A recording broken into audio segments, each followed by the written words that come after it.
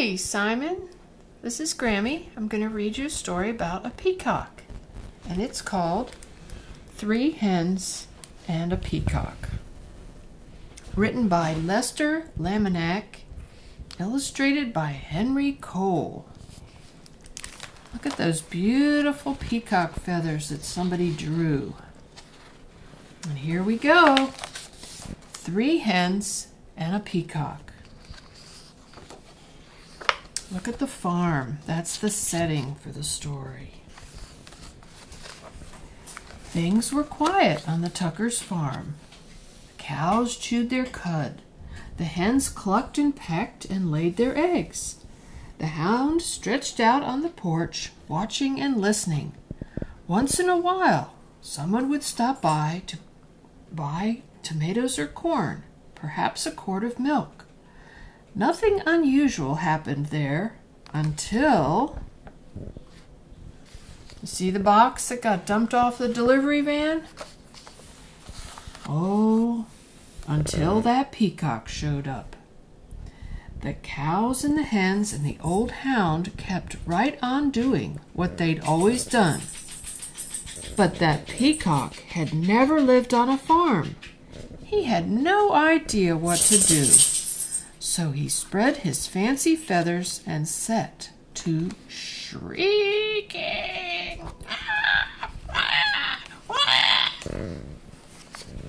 Eventually, the peacock wandered down to the road. When the cars whizzed by, he shook his feathers and cried out in his loudest voice. Of course, folks stopped for a closer look. Day after day, more folks stopped to admire the peacock, and they all bought tomatoes and corn, eggs and milk. Business on the Tuckers' farm was booming. Everyone seemed happy to have visitors stopping by.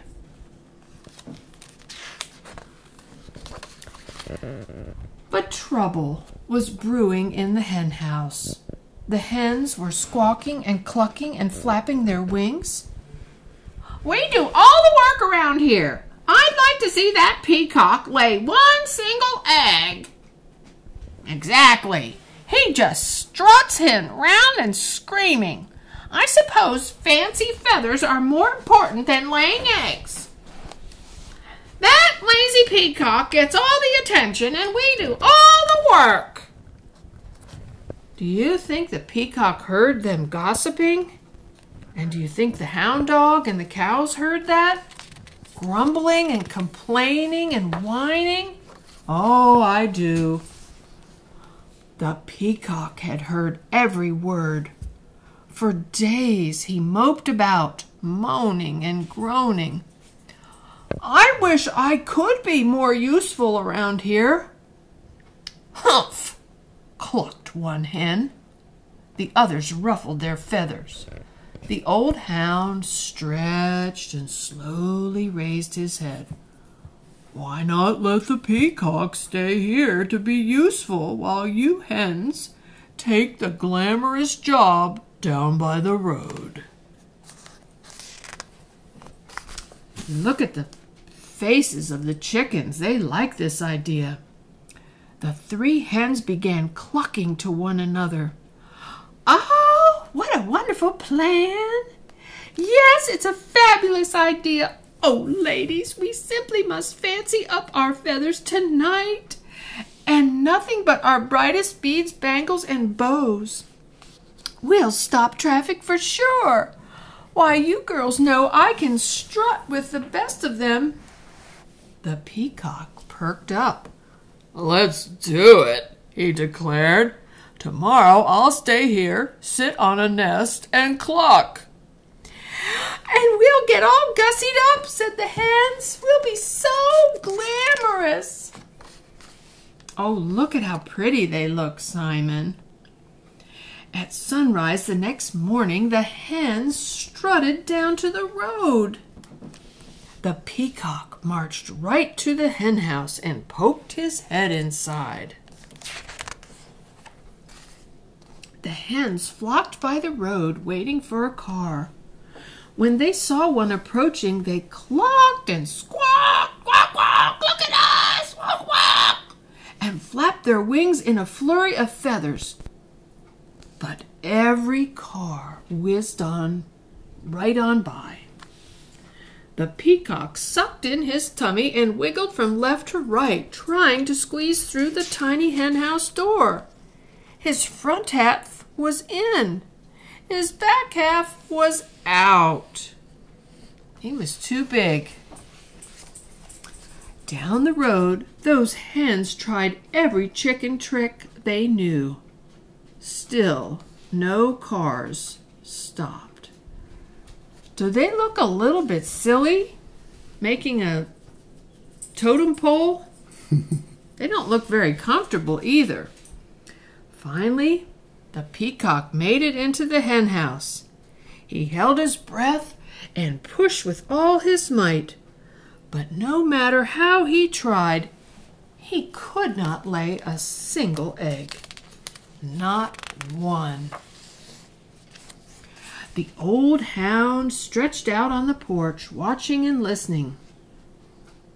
"What's that peacock doing in the hen house?" asked Farmer Tucker. "Oh, who knows?" said Mrs. Tucker. "And what are those hens doing down by the road? Not one of them is up here laying eggs."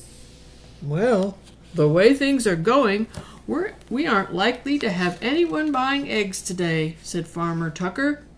"We need that peacock down here, stopping cars."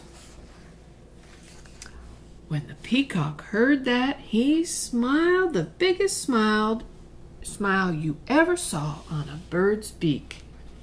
"I am helping," he thought. He squirmed back and forth until he popped out of the cramped hen house. Then he trotted off to find the hens. The exhausted hens were all clucked out. Every feather was out of place. "What a day! We couldn't get one car to stop. It's true!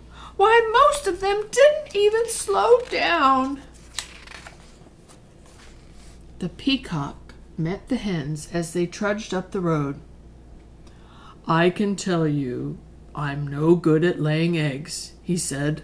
"I'm just not meant for it." One hen nodded. "I put on my stellar strut, and even I couldn't stop a single car," she said. "I have to hand it to you, Fancy Feathers. Your job is harder than it looks." The other hens agreed. The peacock looked relieved. So the hens marched back to the hen house. The peacock strutted down to the road, and the old hound stretched out on the porch, watching and listening. And things were quiet again on the Tuckers' farm. The end.